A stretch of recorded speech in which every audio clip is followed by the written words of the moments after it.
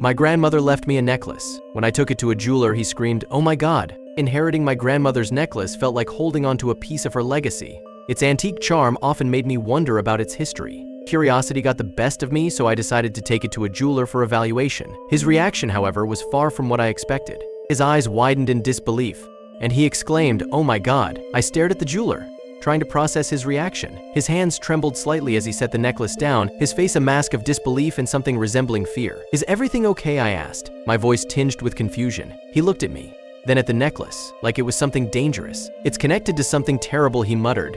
"What do you mean by something terrible?" My grandmother never spoke of dark secrets tied to this necklace. Surely he had it wrong, but the jeweler's reaction unnerved me. He hesitated, searching my face, perhaps debating whether I could handle the truth. "There's more to this piece than meets the eye," he finally said. The jeweler seemed reluctant, his shoulders tense. He glanced around nervously before speaking again. "It's linked to a powerful family, one that had enormous wealth but brought along a certain curse. This necklace, well, it's part of that story," he whispered, barely audible. His hesitation only made my curiosity grow more intense. The jeweler's words sent a shiver racing up my spine. A cursed necklace? I reached out instinctively, needing to reclaim the necklace, but his hands darted forward to stop me. "Don't touch it just yet," he warned, eyes wide. That simple warning, spoken with such urgency, made the whole situation feel far too real and far too terrifying. Looking at him, I realized he fully believed what he was saying, even if it sounded ridiculous. "You need to understand, this isn't just any necklace," he cautioned, voice filled with apprehension. "Please, you have to tell me more," I urged, my voice now betraying the tension within me. He sighed, looking as though he carried the weight of a heavy secret. When he spoke next, his voice was barely a whisper, heightening the tension further. "There's a story tied to that necklace," he began ominously. "The tale of a powerful family whose history was riddled with mysterious tragedies. This wealth, the money they had, was marked by a curse. And the necklace? Well, it was right in the middle of it all," he explained,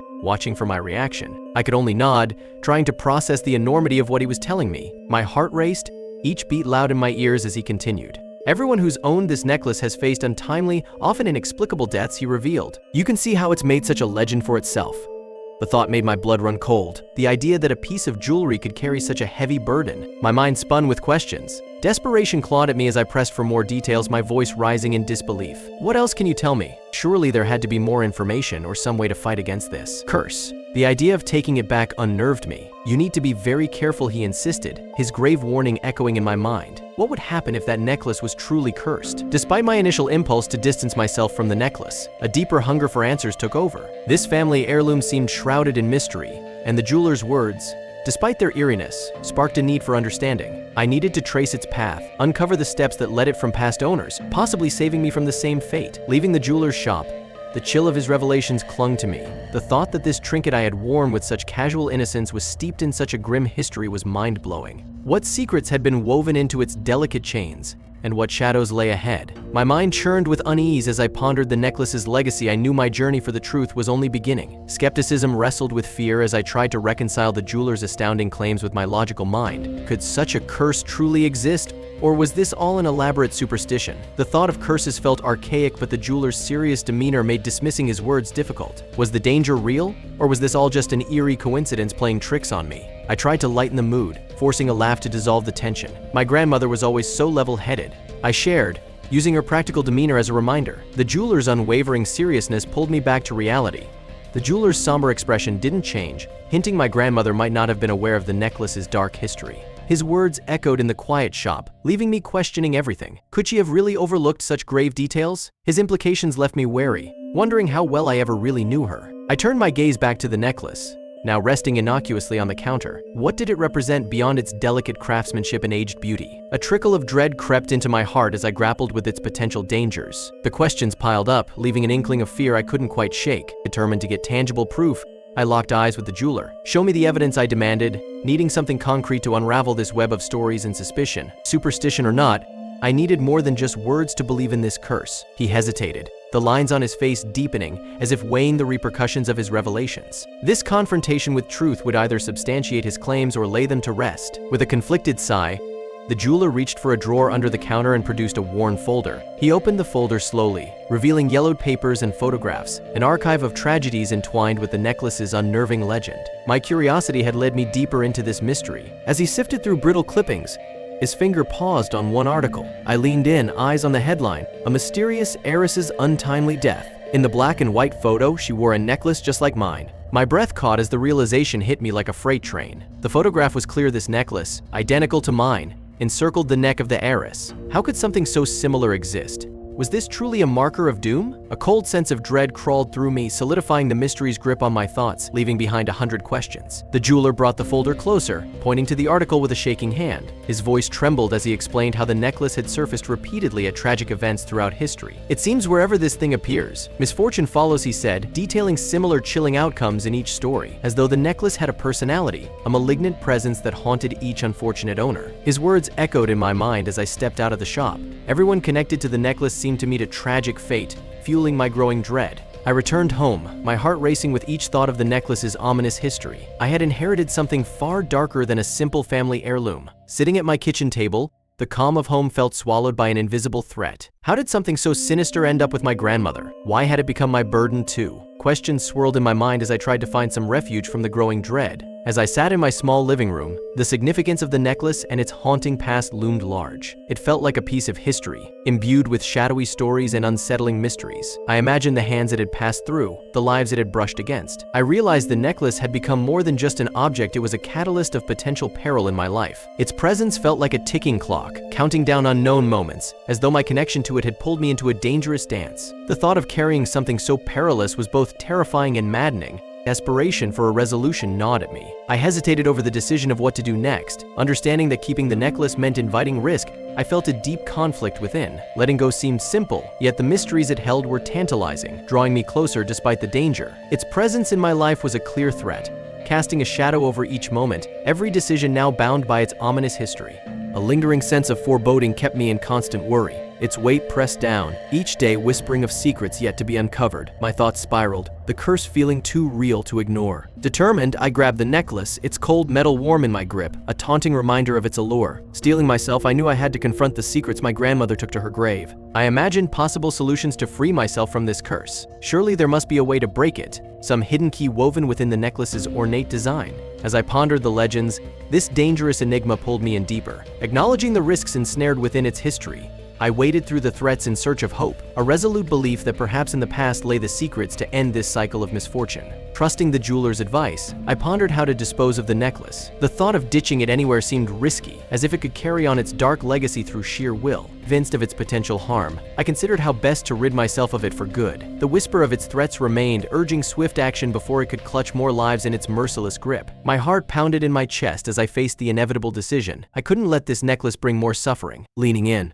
I asked the jeweler with urgency, what should I do now? I couldn't let this eerie relic dictate my life's trajectory. His warning replayed in my mind, pressing the necessity to separate myself from the necklace before its sinister legacy reached me. The jeweler's gravely concerned expression lingered in my thoughts, every word of his warning etched into my consciousness like a dire prophecy. I could not underestimate the necklace's potential dark influence. Armed with the jeweler's advice, I knew I needed to decisively break free from the necklace's grip.